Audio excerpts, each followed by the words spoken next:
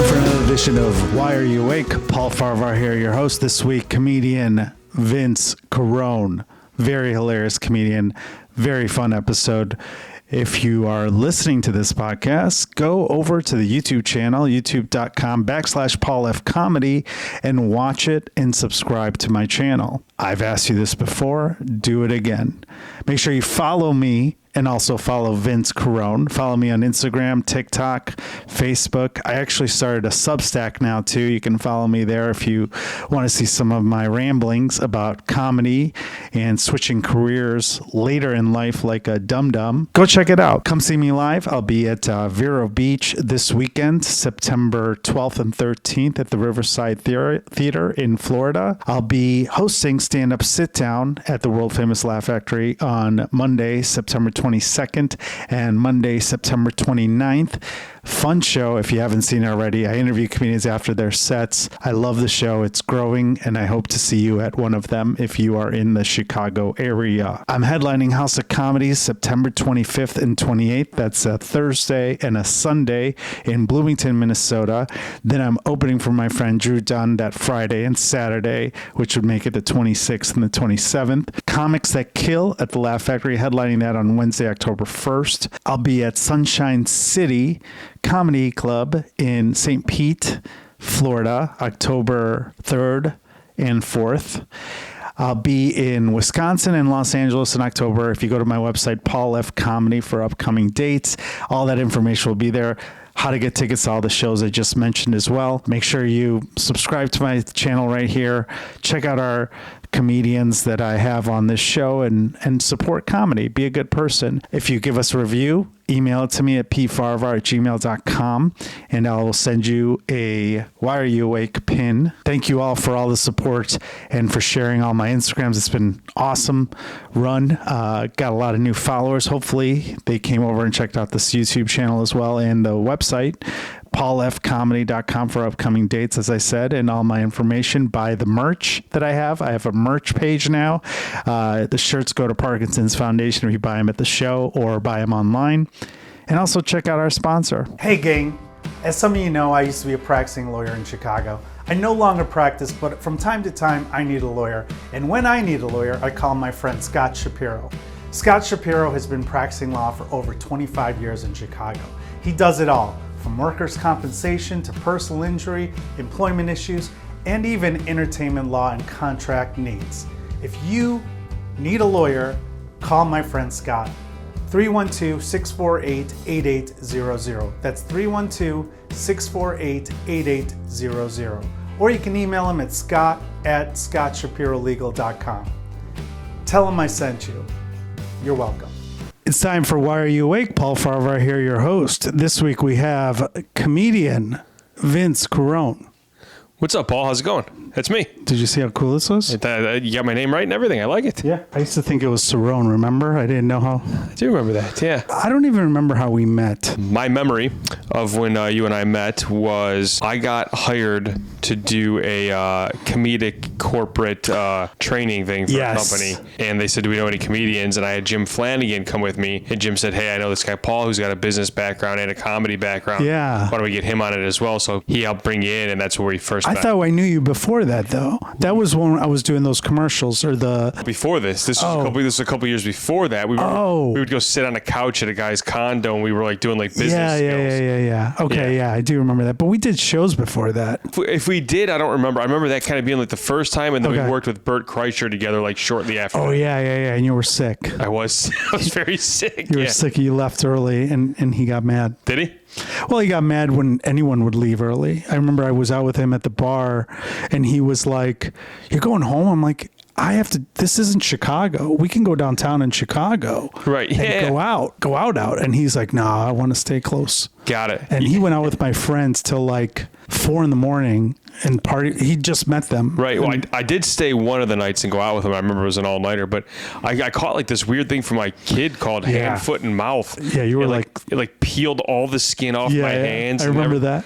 You know, it was disgusting. So it was. That was at Improv Schaumburg. It was, yeah. I remember that. Yeah, he was so nice. He was a great guy. Yeah. Was that the first time you worked with him? It was my only time, yeah. Yeah. Well, I think that's the only time I worked with him, too. I remember you and I were sitting in the green room, and I hadn't met him yet. And this is like 2015, so he wasn't like as known as he is today. So I didn't know that he was a guy that took off his shirt on stage. I didn't know anything about him. I didn't know anything about him either. I think you were with me. We were both in the green room, and he walked in. It was like June, and he was just like pouring buckets of sweat. And he took off his shirt, took off his socks and flicked them, took off his pants, and he was sitting there in his tighty whities, and he sat on this leather couch. He's like, "Oh, what's up, man? I'm Bert." And then he sat back down. He goes, "I went to McDonald's, for dinner, and I had 2 quarter pounders, and I felt like such a fat fuck that I decided to walk here to the improv." That's why he was sweating. It was like 100 degrees. It was like hot out. It was so brutal out, yeah. And he was wearing a Cardinals hat. I'm like, "You don't want to wear that tonight." Right. And then he goes, "What do you mean?" I'm like, "Well, this whole thing." And then he went and got a Cubs hat for the next show. Yeah, he did. That's right. Yeah, I remember that. Yeah, he was super nice. And it was funny because another person was telling me, "You're working with Bert Kreischer." He was like right about to blow up. Yeah. And I was like, "Yeah, I don't know who he is." And he's like, "How do you not know?" He was like mad at me. Right. Like if you and I got mad if someone didn't know who Eddie Murphy was or something. And I was like, I don't know who he is. But he had such a devout following even then that I don't remember how you remember your set, but I know that I felt like I bombed the entire week working with them because all they wanted was him. I was hosting, so I think it was a lot easier for me because I was just like, whatever. I didn't know. I didn't care. I was just excited. I think it was like the first weekend I worked at the Improv in Schaumburg, cool. maybe. That's a good weekend. Yeah, you've been doing comedy longer than anyone I know. Yeah. You started when you were like 10? I started 20 years in? 24 years this past May for stand-up. Yeah, I started improv in June of 2000, and then I started stand-up in May of 2001. I can't see you doing improv. I liked it. I'm very quick on my feet, yes. But I'm not good with scene work. Like I'm not good at assuming another character. Yeah, that was my problem with improv too. Yeah, I'm very quick. I can get you a funny line. I can get us in and out of a scene. But back then I was so selfish that I didn't want to share the laughs. Yeah. And so I got into stand-up. Now I'm more of a team player about things. I feel like if I went back into improv, I feel like I'd be able to listen and really help be a part of something, but still being into another character is just very hard for me. Also, I think you're just like a lone wolf. I can't see you in a scene either. Yes, well, especially now, for sure, yeah. I liked being the straight guy, but then when they would do characters, I was like, can I just do this? Can I just be me in every scene? There was like, I could do extreme versions, but like I did Second City. Is that what you did? Yeah. But you also have a music background like me too. Self-taught musician, started playing guitar right after high school, taught myself guitar and then bass, especially in the early 2000s. Pop punk was like, that was it was everywhere. It was the thing, right? So Blink-182 and New Found Glory and all them, and just they all blew up at that time. And so I was in a pop punk band, and we got signed to a mini label, bought a van, and went across the country. You toured. We toured, yeah. What was the name of your band? Kill Cupid. You were the bassist? I was the bassist, yeah. Did you sing too? I'm a terrible singer. If I could sing, I would have never done comedy. You didn't have to do harmonies or like the shout? No, I couldn't do harmonies. I always do the shouts, and then there was a couple songs. If you get up around the key of E, I can hit the pitch because I'm nasally, so I can kind of I never learned how to sing. I just can't figure it out. So you were touring in a van with your band? Yeah. Like what kind of tours what kind of places did you guys play? Some bars. So we were only like 18. So it was the worst. Bars want to hear cover songs and stuff like that. So you do bars. Did a lot of like youth centers, like, they would call them teen centers and stuff back then. Skate parks were starting to become a big thing out in the West Coast. What was the biggest like venue you played as a musician? The biggest venue I played was not the most people, but the big, because not a lot of people showed up. Sure. But the biggest venue I played, Virginia Beach, they set up a show right on Virginia Beach. They had like outside. They had a huge stage and stuff, and they brought like 3 of our bands like from Chicago. Like Chicago's invading Virginia Beach. We all set up this like little East Coast tour to get there and back, and we got out there, and there was probably like 27 people at the show for the whole day. It was such a bust, but we had a blast. Did you play any like venues in Chicago ever? Nothing. No, but I was always a dream big guy. So for me, it was like there was a band called Rufio. Do you remember Rufio at all? They were pretty popular back then. We were maybe like 8 months into our band. Chicago had this huge audition where they brought in like thousands of bands. You go and they'd play your demo, and if they liked it, you advance to this next thing. So we were one of 10 bands selected out of thousands to come back to this thing like 2 months later. So we went and recorded, like 8-song demo and came back, and you got to meet with a bunch of record labels. Yeah. And we met this band Rufio that we liked, and they were doing a self tour along the East Coast through Florida and everything. My guitarist buddy emailed them, and they said, why don't you guys jump on the tour with us and be our opener? So we bought a van band. We booked everything around it. Like maybe 3 weeks before the tour, they'd gotten signed to a different label, and their tour got canceled, and so that was over. And so we were like, we all had this like time off of our jobs and all this other stuff we already worked out. We just decided to go west instead. We just started calling places and just finding places and just strung together this ragtag tour of ours. That's how we got started, just jump starting that. So you know what it's like touring with a band. Even you did some shows like that. Yes. And so what were you doing back then? Like after shows, were you like partying? Were you a big drinker back then? No, chasing girls. Yeah. Yeah, that was the big thing. Underage, I've never really been a big drinker anyway, but especially underage, it was just alcohol always tasted like shit to me. So it just wasn't my thing. Drugs, nothing. Nah, the guitarist and the drummer loved smoking pot, so they always kind of went off and did their thing. The vocalist and myself, we both loved chasing pussy. Yeah. So we went out and we just did that. Was that how you were in high school too, or were you making up for lost time? Maybe a little bit of both. I say chasing it, like I was never like that aggressive towards it, but it was just that's what you cared about. That's what you want to go meet. I want to go meet girls. I'm young. I want to go meet girls. I'm in a band. That's why you play band. Yeah, it was a fun thing. That's why you started to play an instrument, is to meet girls. Yeah, probably starting my sophomore year, I kind of came out of my shell, and it was I didn't think I needed to make up for lost time. By my sophomore year, I was hitting my groove. So. Were you like a partier in high school, or were you like a jock? What was your thing? I was a skater. So so my first couple years of high school, the crew I rode with, we were skaters, but not skateboarders. That was junior high. It was like trick skating on rollerblades. You were a rollerblader? Yeah, rollerblader. Oh, yeah. It's hard to say because I was like a rollerblader just out rollerblading. You are doing like trick skates. You're but not a skateboard. That was junior high. Did skateboarding junior high. Yeah, everybody was just into that at that point. So straight people were? I don't know about that, but Were you like a night owl back then, or did you become a night owl because of the rock and roll or the power punk lifestyle? I feel like I've always been like this like middle ground. Like 2:00 is when I kind of crash out. Okay. Like I've got 2:00 in me. Like I'm not like I go to bed like at 8 or 9. You know what I mean? But 2:00 is late. Yeah, once it hits like 2, like I had friends that they'll party all night, but 2:00, man, that's been my whole probably since high school on. It's always 2:00 is kind of my window. But what were you doing late at night when you were in high school then? It feels like on weekdays and stuff. I mean, at school, so you weren't up till 2 on those nights. Some nights you were, because when I was in high school, you and I have a little bit of an age difference. I don't know how much. I'm 42. I'm older than you. Yeah, okay. AOL Instant Messenger had come out right my freshman year, and so at night you'd be chatting with girls and your friends and everything all night long. So for the first couple of years of high school, that just like bled it. You'd hang out with your friends till my parents were pretty cool. The police curfew on the weekends was midnight, and it was 11 o'clock on weekdays. Okay. Back then, and they let me stay. Where'd you grow up? Elk Grove. Elk Grove. Okay. And so they let me stay out, and maybe it was 10:30 and 11. I can't remember, but it was somewhere. Sure. Like, everyone would hang out till midnight or whatever time we all could, and then you'd go straight home and jump on the computer, and everybody would chat all night. Yeah. Yeah. By the time you start driving, then you're just doing dumb shit like let's just go to Denny's till 2 or 3 in the morning for no reason. Like we go to late night or like Omega. Yeah. There's a Greek restaurant, or those nights. But the difference in high school for me is I drank a lot in high school. I drank more in high school than I did in college. Okay. There was times like, if we had it around with, everyone's staying over at somebody's house, we would do that. I mean, probably like my sophomore, junior year, we did a little bit more of that. By the time my senior year rolled around,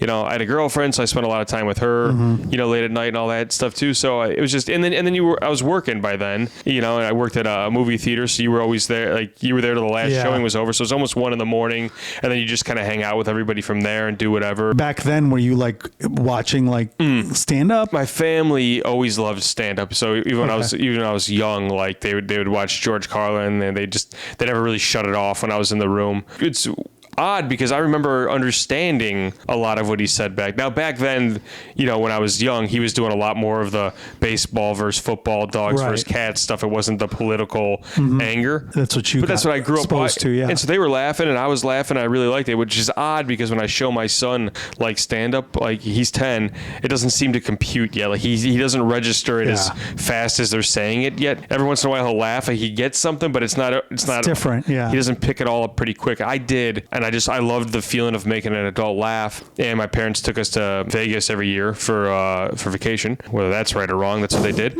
And And we would always go see stand-up shows out there. So I saw Gallagher out there. I saw Wendy Liebman. I saw a bunch of just funny people. So we always go see these live shows out there. It was always such a really... They would go to Vegas to watch stand-up? Oh, no. They would go to Vegas to gamble. They'd bring us, but in an effort to do some stuff with your kids. Anytime we went out there, we'd always go see a couple stand-up shows while we were out there. So I loved the live art of it. And saying like, oh, I want to be a stand-up is, it was much of a pipe dream as saying I want to be a fireman when you're a kid. It's like you saw something cool, so you want to do it. But then probably around like my junior year of high school, I was very quick and funny with my friends, and I was always cracking everybody up, and I always loved it. It felt good. That I remember one day I was watching a Richard Jeni. Do you remember Richard Jeni? Yeah. He had a special come out around the late 90s called A Good Catholic Boy, and we had recorded it. And so I was on the computer one day and I had it on the TV, and I just started like typing out everything he was saying, and I ended up transcribing the entire hour-long show on the computer. It was just something I was trying to, and I started sifting through it. And I knew the jokes when he would say them, but I was like reading them to say, is it funny in print? And I started kind of analyzing differently, like, is it like his inflection or is it the actual words? Like I was starting to kind of figure it out. And then I did the same thing for a George Carlin special like a week later. And my friends didn't know anything about George Carlin or Richard Jeni. So then I started doing those bits to them and telling them I wanted to be a comedian. Here's bits that I wrote, but I was just taking their bits. Right. And they were laughing. And I'm going, oh. There's a power in that. I can deliver. Like I know I didn't write it, but I can deliver it. Like if I have the right stuff, cadence and stuff I have like that. I have the right tools. So then I just started writing my own stuff in high school. And did you perform it anywhere? We had the huge old camera where you'd stick the VHS tape in it to record. And I had that set up in my room, and I'd go in my room and I'd write one night and go in the room the next night and memorize it and record it. And I got a couple of those tapes still. How did you go from that to then doing music then? Because that's a weird arc. Well, because so I was doing the stand-up stuff, like writing it. And Whose Line Is It Anyway was a very popular show. And so I started watching that every week. And I remember watching that going, I could do this. Like, I'm quick enough. I can think of the stuff as they're thinking of it. Yeah. I think it's really cool. And I was talking to somebody at school about it. He's like, oh, then you should sign up for Second City. And I didn't know anything about it. And so I looked into it. And I was like, oh, because I wasn't going to go to college. And I'm like, oh, I could actually treat Second City like my college. Okay. Because I want to be a comedian. And so I had it in my head that I'm going to go do Second City. So I kind of stopped writing the stand-up. I want to be on Saturday Night Live. I'm going to go do Second City. The weird twist of how I got into music, I took guitar class. You were doing guitar comedy. Yeah, well, that's what got me into it, yeah. So I took guitar class my senior year of high school for one semester. So I learned like the basic chords there. And then right when I graduated high school, I bought myself, as a graduation present myself, guitar. I taught myself how to play like every Blink-182 song off the Enema of the State album. It's like 3 chords. Yeah. But I couldn't play guitar, but I could play I could not play like anything else on guitar, but I learned how to play those through just sheer muscle memory. And then somehow throughout the next year while I was doing Second City, I taught myself how to play and sing. It was the first time I ever learned how to play and sing the Hanukkah song by Adam Sandler. And then I was like, okay, now let me try writing my own song. And that's kind of what got me into that. And then one day my buddy was like, hey, he was in a band, and he's like, my band's breaking up. Do you want to, switch over and play bass and just join the band? So I didn't know how to play. I never learned how to play bass. No one goes to. That's how everyone becomes a bassist. Right. Yeah. So I ended up playing bass to get more gigs. Right. Yeah. Just played root notes, and that was it. But did you use a pick when you played bass? Yeah, of course. Okay. Yeah. Pop punk, man. How did you said you knew you weren't going to go to college? How did you know that? Were your grades bad? I wasn't. Yeah, I mean, they weren't great. What'd you get on the ACT? So funny story. I think when I first took the ACT, probably like a 13 or something. 13? Because I wasn't going to go to college. So it was give a shit? No, it was pointless. I just went through the whole thing. So I don't really know what I did. Right. A couple years after high school, I was 20, and my buddy and I, our band broke up. And we were out one night, and we're like, dude, there's like no girls around. We're not 21. We're out at a bar. We're out of the band, so we're not around. It's like, this sucks.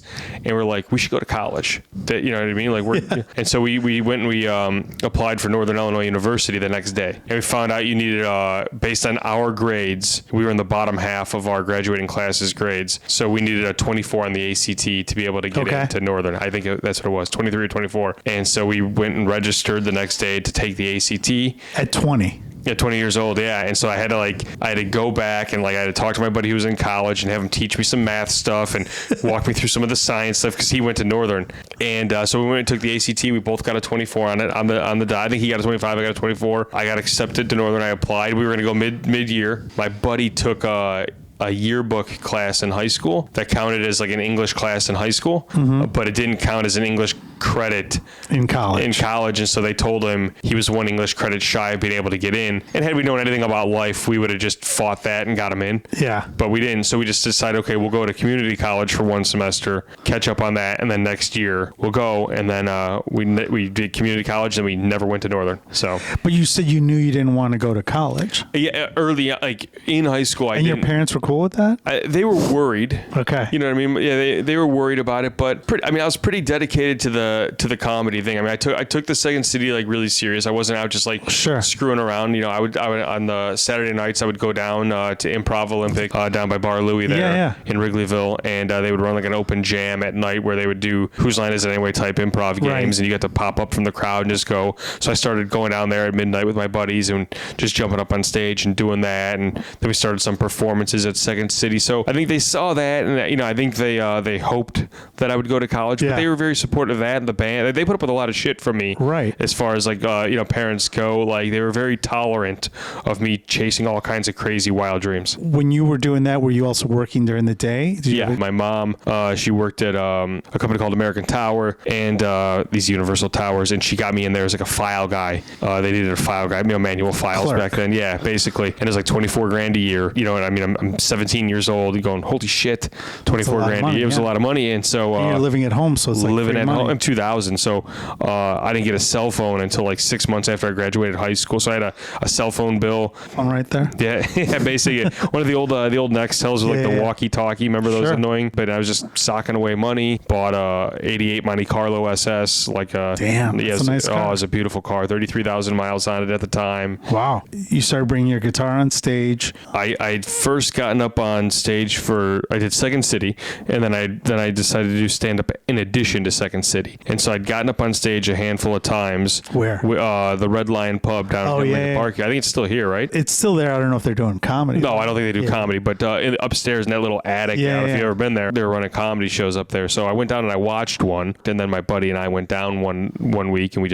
we signed up, and I dropped my buddy off at the door. I'm like, I'm going to park the car, get us on the list, and I showed up, and he goes, hey, I got good news and bad news. Good news is we got on the list. The bad news is nobody wanted to go first or second, so you and I are going first and second. So since you parked... Was it an open mic, or was it... Yeah, it was an open mic. Okay. He's like, so since you parked the car, I'll go first, you can go second. And they called him right up on stage, right when he said that. And so I had 3 minutes of just pure panic, watching him bomb, waiting for my turn to go bomb. That was your first time? That was my first time, yeah. And I brought the guitar up there, and it probably took me 3 minutes because I had the guitar in a case. So they called my name, and I brought the case, opened the case, put it over. It probably took 3 minutes just to get the guitar. Sure. They were very tolerant of me that first night, and I played a song, and I told a couple jokes, and got a laugh or two, tiny laugh or two, which was enough of the fuel. Mm-hmm. And and then I did that a handful of times, and then we did the band, and so I said, all right, I'm going to shelf stand up. Yeah. I'm going to still do Second City, but I'm going to shelf stand up while we do this band. It was probably the best thing I ever did was take that year and a half off. And Second City was kind of winding down at that time. I wasn't going to audition for the conservatory. I wanted to bow out of that. But being in the band, I can't sing, but I loved being on the mic. And our vocalist, who could sing, didn't like being on the mic in between songs. And so I'd always get on, I'd make people laugh, and I'd talk. It was a great sideways in to getting comfortable on stage, because the pressure wasn't to be funny, but I got very comfortable talking to a mic over the course of that year and a half. That's funny. I used to do that too. I used to talk in between and stuff, especially when I was drunk. I would be like, I would think I'm so funny, but then you'd listen to stuff, I'm like, oh man, I was bombing. But in the moment, you feel the energy. Fun. Yeah, it's fun. The band doesn't work. You come back to Chicago. You're doing stand-up. You're pursuing stand-up comedy. Yeah, so June of 2003, I decided the band was done, and I go, I'm going all in on comedy now. So I wrote a new act from what I had been doing before, brand new, and talking about your kids and stuff. Yeah. And then I wrote a new comedy song. I I went out to Barrel of Laughs in Oak Lawn, and I won the contest that night. Wow. And which you bring a guitar to a comedy contest, it's gonna win. You have a pretty solid chance of winning. And actually, I did do pretty well, though. I mean, to be fair, relative to the night and the talent around me, I did fairly well. And what was the prize? You get to come back for the finals to compete. You get to come back and do it again. Yeah, you get to come back and perform for free again for them and all that. So, when did you start getting booked shows and where? Clubs or just any kind of money? Anything. A couple months after I started. This is 2003? Yeah. Okay. So maybe like a month or two after that, I met Jim Flanagan, our mutual friend and hilarious friend. Yeah.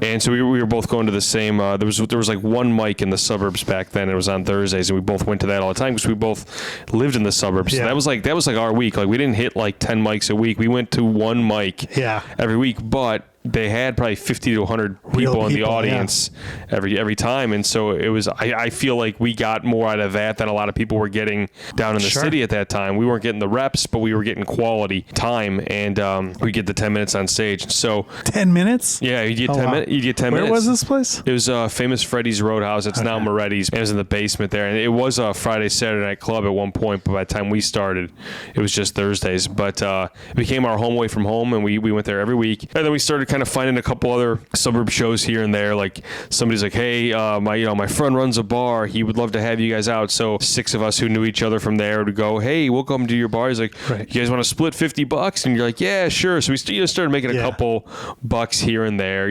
Jim got an audition at Comedy in Lyle. It was a Friday, Saturday night. We would call in the business a B room, right? So it's not, you're not bringing in talent that's on TV, but you're bringing in touring headliners. And Jim's great. So Jim passed his audition. He got in there and he vouched for me. So November of 2003, I went there. It was my first real club, and it was the night before Thanksgiving, and I died a slow death on stage, and I didn't get booked into that room for the next 14 months. I did so bad, and that the guy was like questioning Jim, like, you said this guy's funny? It was just terrible. Why did you do so bad? I had gotten dumped by my girlfriend like a week before, so I was in that that goofy state of depression that you get in your young 20s, and it was just my act back then. It was mean, but it was funny. But that night they didn't find it funny. They just found it mean. And so I wasn't in a good state. Sure. And then it was just mean. And so the more they didn't laugh, the meaner it sounded. Sure. And got worse. And you don't know how to get out of it when you're no clue. New. So you stick to the script. When was the next big break? By the end of 2004, the place that Jim and I went to, the comedy spot at Famous Freddy's Roadhouse, closed. And so then the panic kicked in, like, this is the only place I've ever known. That's when I asked, can I get back into this comedy place? So I think it was like January of 2005. They finally let me come back out and audition, and I crushed. Okay. I did good. Same guy was there? Same guy was there. Burt Borth. I don't know if you remember Burt. I know who he is. Yeah, and he was great to me, and he gave me a lot of opportunities throughout my career, but he was tough on me at first. But then Jim and I got in, so then every Friday and Saturday, Jim and I would go to this club, one show Friday, 2 on Saturday, and either he'd host and I'd guest spot, or I'd host and he'd guest spot. And sometimes they'd give us a room at the hotel. Oh, wow. So we'd go get hammered after the show, and we'd stay or whatever. When, everyone, that was a little bit of a treat every now and again. Sometimes they even paid us a couple bucks. But at the same time, they opened a club, a room down in Joliet called Crabagales. That was every Thursday, Friday, Saturday. And so then we started getting traded off. Hey, you come here and host the show. You go down there. Right. And so we had like these real audiences again, but on the weekends now. And we were meeting these nationally touring headliners. And so then they started taking us on the road very fast. Wow. And it just kind of started compounding from there. Mike Preston would take us out, and hey, I got a gig up in, Ripon, Wisconsin, Yeah. And a lot of these guys were happy to take us. They didn't really have to pay us much. Sometimes they just gave us their hotel room. Sometimes they throw us a couple bucks. Sometimes they were just happy that we would offer to drive, and they didn't have to drive there and stuff like that. But we took a lot of those opportunities, and it caused some animosity in Chicago because these Chicago comics are getting on stage every night, working their butts off, doing it, and we kind of like cut the line, and we're on the road already. Right. After those shows, what were you guys doing? Like getting drunk? Yeah, back then, and we'd go out and just drink and party and meet Platteville, meet whoever you could meet, and just go blindly trust them and hang out with them. You know what I mean? Locations. Yeah, I brought 2 of my buddies. I was featuring by myself in Platteville the following year, and I brought my 2 buddies with me on the road. We get up there, and the Arthur House would offer you like food and all that. Yeah. And back then, I didn't want to eat before the show, so I gave the buffet to my buddies, and they were wolfing it down. They come up to me because I don't drink drink before shows. They came up to me and they're like holding a bunch of drinks and they're like, we ordered like, 2 Jaeger bombs and a couple drinks and, it came out to like, like $14 or something like that. And I'm like, and they look like they were pissed. And I'm like, is that bad? They're like, no, it's fucking awesome. And so by the time I got on stage, they were shit-faced, like screaming and howling for every joke but they were like so supportive. It was fantastic. And I ended up getting this monstrous ovation. I crushed this night. And we went out, we just had a blast. We met these people. And they were like, hey, let's go to this other bar. And we go to this other bar, and everyone's just getting hammered. Right. And my buddy Randy's this bigger guy, and we're all trying to like leave. They're like funneling everybody out the bar. It's just some guy in front of my buddy Randy, and my buddy Randy just shoves him as far as he can. The guy just goes flying and rolling, and the guy comes back up and gets in Randy's face. Goes, what the fuck was that for? And Randy goes, the fuck you talking about? The guy's like, you pushed me. And Randy's like, I didn't fucking touch you. Get out of my face. And the guy like backed down and walked away. And I leaned in. I go, Randy, I saw you push him. He's like, no, I know, I did. And it was just, you're hammered. You're idiots. You don't know what you're doing. We wound up back at somebody's house. I hear like chug, chug, chug in the kitchen. So I go into the kitchen, and my other buddy is in the kitchen chugging this blue stuff out of a bottle, not like a liquor bottle, just some regular. I don't know if it's a bottle of Windex. I have no clue what he's drinking, but he's just chugging this whole thing. And so we all go stay back at the room. And the next day, my buddy who was chugging the blue stuff, he's so hungover.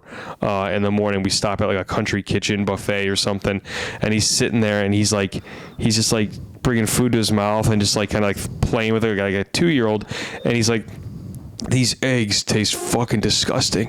And I look at his plate, I'm like, those are cheese potatoes, man. And he looks at it, and he's just out of his mind. So then the whole way home, we're pulling the car over, and he's puking the entire way home on the side of the expressways and stuff. And so, but that's just the shit you did back then. Yeah. You start off, you're doing comedy, then you guys are getting these weekends, and when's the next big thing that happens? When do you start getting shows at like Zanies and Improv? For me, it was 2006. I got the auditions back to back. So the Improv opened in Schaumburg, I want to say in July or August of 2006. Mm-hmm. And so in early July, they started holding showcase auditions there. Just brand new opening. Jim Flanagan and I both got on the same audition. We went down there, and Jim had a great set, and I had an okay set. Okay. And 2 days later, Jim got a phone call for his booking. He got a week from the club, and I was like, shit, because I didn't hear anything then. But like the next day or 2 days later, I had my showcase audition down at Zanies on Wells. When Bert used to do it. Bert used to book it down there. Mondays, right? Yep. And I went down there, and I had a pretty decent set, but I got heckled, and I leveled the guy who heckled me. There was like an appreciation for that, I think, that I held my own, and I got booked for my first week to MC, which was going to be in November, so a few months later. And then maybe like 3 weeks after that, the Improv called me and said, you want to MC for John Witherspoon in September. Oh, wow. So I got those 2 bookings. That's awesome. Pretty fast. And so it started to feel like, okay, stuff's starting to come together. I guess I forgot about this somewhere before all that. The Comedy Cafe was a really popular club in Milwaukee. Yeah. There was like no better club, in my opinion. So, but back in October of 2005, the White Sox won the World Series against the Astros. And so the night that they won the World Series, I think it was a sweep, so it was game 4, Jim Flanagan and I, of all people, he's in a lot of my stories, we were driving up to Milwaukee for our audition at the Comedy Cafe in Milwaukee. And we got there was 4 audience members in the club. And so we went up there, we did our audition. The owner pulled us aside and said, just for the mere fact that you guys went up here tonight in front of these 4 people, I'm going to book you. Nice. And so we got booked there. All of a sudden, it's like I got a couple clubs in my repertoire. I just got the Improv, I just got Zanies. Stuff starting to kind of hum. I'm emceeing all these places and hosting them all, but stuff started to kind of hum and go my way. When you were doing all these shows, you're already 21 now. Were you partying every time after the shows or going out with people? Probably depends more on the crowd that who was going out and when. So I'd go out. I'd hang out. I'd have a couple, but I was always a conservative drinker. I'd hang for the night, but I just kind of monitored what I drank. When I worked with you last, you were headlining. You brought me on. We did like a run in Michigan or something like that, like a couple of years back. Yeah. Obviously, you don't party anymore. Not much. I mean, like if I'm out on the road and somebody wants to go out and have a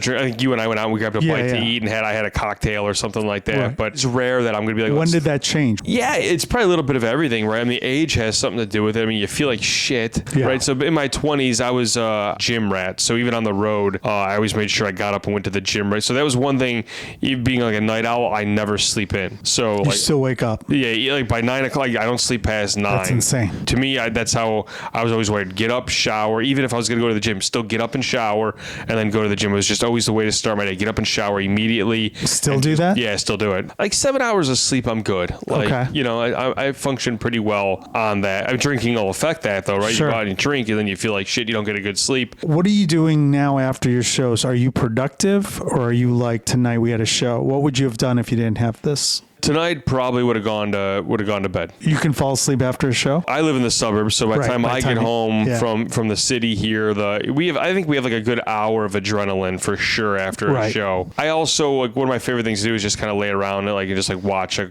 couple episodes of something on my phone or whatever. Yeah, I just enjoy that. So I'm not like going home and falling asleep. Right. Even at home, like my wife she'll be right next to me sleeping. The night away, I'll be up for the next 2 hours just watching on your phone. Watching on my phone. We don't have a TV in our room. She doesn't want a TV in her room. So I'm like, okay, well, but I also don't want to be on the couch. When do you write then? I probably do it a little bit different than most people. I write on stage. So, you know what I mean? That's what I do. Yeah, I'll think of my ideas kind of, throughout the day, jot some stuff down, jot some ideas. But I get up there and I talk it out. I used to write down everything word for word, and then I would memorize it all, and then I'd go do it, and it would bomb. And I'd be very pissed that I wasted all that time. Yeah. I don't want to say it's laziness now, but I trust myself enough after doing this for so long to go, I know how to pull enough tricks out to get the audience to chuckle for a new idea, even if it's not great yet. I know how to kind of. You can get out of it. I can get out of it. You have like a placeholder. Yeah, Where are you trying shit out? Usually Zany's in Rosemont. The new material night. Yeah. When I get these headlining gigs now, usually somewhere in the middle, I'll throw in something. When I'm already like ranting about other stuff, I'll just throw in the new thing and just start ranting about it, because they don't really know where the last one ended and the new one starts, and you can kind of when you're weasel already it in. Yeah, when you're already in, I think they call it flow state. When you're already kind of in that flow state, you can kind of. You're a ranter. Yep. That's what you are. Also quick, but you don't do crowd work. No, I don't purposely do crowd work. I'm not pro. I'm not saying it's good. I think it's lazy personally, but sometimes you have to do it. But like, you're quick on your feet and you do well when you get interrupted. But does that really fuck you up? You visibly look upset when I've seen you. Yeah. But I almost like, is this part? I can't tell if you really. I don't like getting interrupted, so there is some disdain for it. But I also felt like it feels like a false narrative to say that I'm playing a character on stage, but there is a version of it. It's a heightened version of you, of me, right? It's probably the me I wish I could be. People meet me afterwards like, well, you're nothing like you are on stage. It's like, well, you wouldn't hang out with me if I was, So there is a heightened version of that, and I feel like once I'm in that, for me to step out of it, like I think makes the whole thing seem artificial. And so what I've kind of done, even with my merch pitch over the years, when I'm pitching my merchandise, I stay in the rant character. So now even if I get interrupted, I just try and stay in my zone now. Yeah. So it doesn't seem like I'm bouncing in and out of character. Appleton, Wisconsin is notorious on this podcast for crazy shit that happens there. And anytime someone starts talking about Appleton, I know where it's going. Yeah. Like what happened to you on Appleton or somewhere else? This isn't so crazy, but this is an Appleton story. So I was working with Pete Lee. You know Pete. Yeah, we all know Pete. We love Pete. For those listening, Pete Lee, he's a very funny headlining comedian. He's based out of Los Angeles now, and he's from Wisconsin. He's from Wisconsin originally. So and he's just they love it. They love him out there. Yeah. And so this is probably 2008. We're both young. We're both in shape. Good looking guys. So we go out after the show. There's like and I'm single, and there's a really cute girl. Pete had a fiance, I think, or a girlfriend, or whatever he had at the time. So I wanted to talk to this girl, and she came over and she started talking to Pete and I, and you can see both Pete and I both kind of like looking the opposite way as she's talking. And she walked away for a second, and I go, she had the most disgusting breath I've ever smelled. And Pete's like the fucking absolute worst. And we that's why we were both like looking at it. And she comes back, and Pete's like, hey, I don't know what you're thinking, but Vince likes you and you should make out with him. And this girl fucking grabbed me and made out with me, and I'm just flipping him off behind her, and I had to stop, and she chased me all over the bar to where I had to leave the bar. And so anytime Pete and I we meet up maybe once every other year now, but that story always comes back in. Those are fun stories. Party Jim, what were you guys doing back then when Jim was like Jim never was a drunk in front of me like that. I mean, we went out, we had fun, but I never watch Jim like be sloppy or anything like that. That never happened. We did have a fun night, and I'll only tell part of this story out of respect to Jim because he does not like being talked about.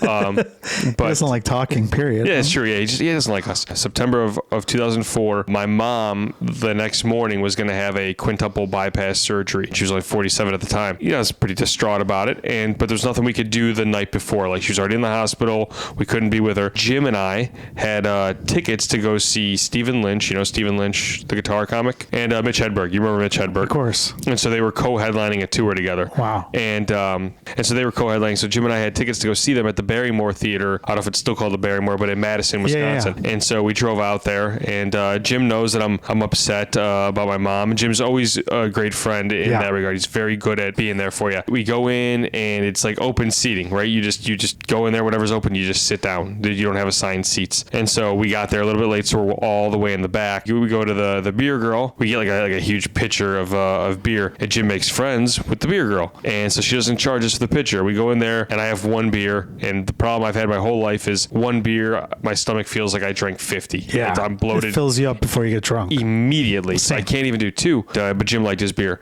So Jim's drinking the beer, and so we go back out, we get him another pitcher, and we get it for free, and so he's making friends with her, and so the show ends. It was a fun show. Afterwards, we come on out. Jim's pretty tipsy at this point, and he's just being social Jim, like talking to everybody that's working there and stuff, and they're booting everybody out of the theater, and Stephen Lynch comes out with his buddies, and they're probably gonna go smoke a cigarette or something, and Jim's like, Steve, what's up, man? He starts talking to him. Wow. And they're laughing and everything, and they've booted everybody else out of the theater. Now we're the only people in the lobby with Lynch and his crew that's on stage with him. So Stephen Lynch and his buddy Rod Cohn, who joins him on stage a lot, go back in the theater for something, and the security's like, you two gotta get out. Me and Jim gotta get out. And Jim's like, hang on, I'll be right back. And Jim just like runs into the theater. The guy's like, what the fuck's he doing? I'm like, dude, I don't know, man. Just cut scene. Jim comes back out. He's got his arm around Stephen and Rod, and they're all like, and they're all cracking up with each other. And so we go outside. We're hanging with them outside in the back. Oh, wow. They're smoking. We're talking. We're hanging out. And Jim's like, hey, you guys, are you guys sold out for the next show? And they're like, no. And Jim's like, do you care if we just hang in here with you then and just watch the next show too? Because they had two shows that night. Yeah. And they're like, what's to be the same joke? So yeah, we don't give a shit. So we stayed in there. So we got the front seats in the front row because we beat the line in. Sure. And so we got to watch Mitch Hedberg again and see, Stephen Lynch again. And this is our like pitcher of beer. And so we go to leave, and we drove Jim's car up there. And it's assumed at this point I'm driving us back. It's late, and I'm not a road warrior at that point. And I got to get back home because my mom's gonna have her surgery in the morning. And so we go to get in the car. I get in the driver's seat, and like Jim gets into the back seat, and I go, Jim, what are you doing? Get up in the front. He's like, oh, where am I? In the back? Oh, well, just go to the next light, and then I'll get out. And I get to the next light, and he's out. He's gone in the back. So now I'm like holding my eyelids open the entire way home. And we had day jobs back then, and I was off the next day because of my mom, but he wasn't. We pull back up in front of my house, so he could drop me off, and I'm like trying to wake him, and he won't wake up. There's nothing I can do. And so I wrote him a note, and I said, Jim, if you can read this, your keys are in the trunk, and if you could find those, you're sober enough to drive. Good luck, man. And so so I left the note in the car, and I went in and I slept, and I woke up the next morning, and everybody in my house was already gone. They had already gone to the hospital. I go out to go to the hospital, and there's Jim's car in front of my driveway. This is after 9 o'clock. He starts work at 8, and I knock on the window, and he wakes up, and he's like, oh shit, like he realizes that he's late. But we also realized that at this point that I lived with my grandma, grandpa, and my parents and my sister at that time, that everybody had left while Jim was sleeping right there. But I tell it because he was also such a great friend to me that night. Yeah, he made sure you had a good time. Made sure I had a good night and didn't have to worry. So yeah. Has there ever been a night where you're like, I should have just gone home a while ago, like where you just regret it? Back in 2010, like I said, I was never a big drinker, and my buddy throws a party every year called the 40 Days of Christmas. It's November 15th through December 25th. He calls it the 40 Days of Christmas, and he celebrates it, and he decorates, does all kinds of shit for it. He throws a big bash of a party, whatever that weekend of the 15th is. And I'd never made it to this party, and he's like, you got to come this year. So I'm like, all right, I'm going to meet my friends for dinner, but I will stop by your party first. I was single at the time. I go to the party and there's a girl there that I'm hitting on, and so I never go out to dinner. I never meet my friends for dinner, and I never eat dinner. We're doing shots out of candy cane shot glasses. It was one of those nights where it got away from me. Like I don't light it up too much, but I lit it up. I was like, hey man, I gotta sleep here, just so you know. He's like, yeah, that's no problem. So guzzled water for a while. I went to sleep probably at like 11:30 or something. I fell asleep. I was just done. And maybe around 4 a.m, I woke up.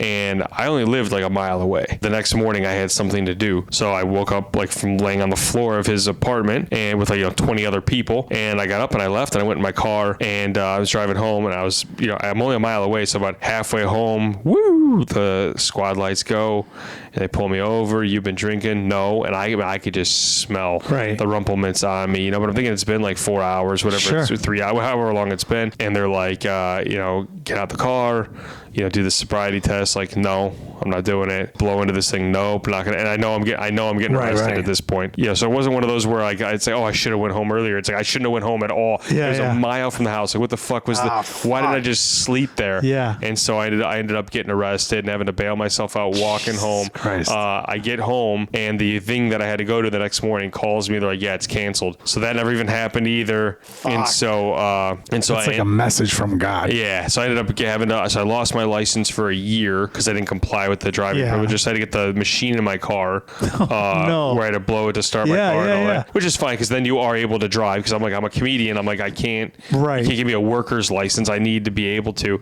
But before you can get that, your license is gone for 45 days completely. Right. Like with no option to drive in.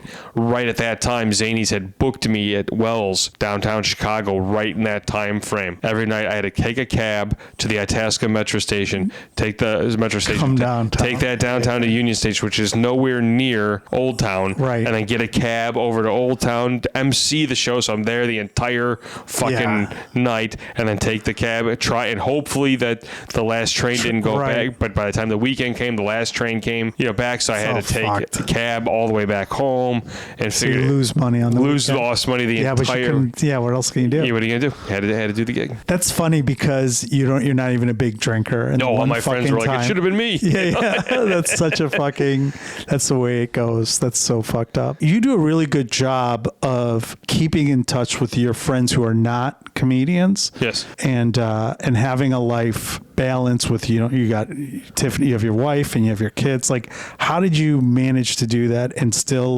not fuck up your career? I think for me early on, even early on when I could be completely selfish and I didn't have a family and I didn't have Tiffany or anybody and I could do comedy all the time, I still didn't. So even when I had that time to where I could be on stage every single night, I just chose not to be. And I know a lot of people are, and some of them are further than me in their careers probably because of that. But I remember Mike Palisak, a very funny comedian that you and I both know and love. He would do, this is back in the mid 2000s, he was doing still does 3-4 shows. Yeah, he does 3-4 shows a night back then. He would just do it. I remember after a show at the Improv, I was like, hey, we're all, me and a few of the other comics are going to go play poker at my apartment. You want to come? He's like, I'm going to go home and write.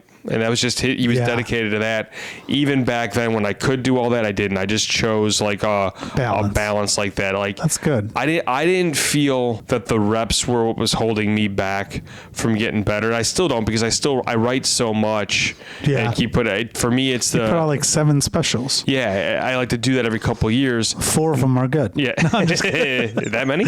I'm just kidding. For me, that's the burnout. That's where I would start to not like it. If I ever feel like, I'm feeling rusty, then I'll dial it up. But I just always felt a balance is good. I'll always cancel plans for stage time. I have no friends. This is my life now. I mean, it's all a personal thing to you, but I think there is a value to get out and doing something that 20 or 30-year-olds should be doing in their life that's not being on stage. Well, Vince, we're out of time. I went way too long. Where can people find out more about you and your upcoming stuff? Check out my website, vincecarone.com. I am on social media at Vince Carone on all platforms. I got the original Vince Carone handle. Thanks, Vince, for coming and doing the show, and thank you all for listening or watching. Go to sleep.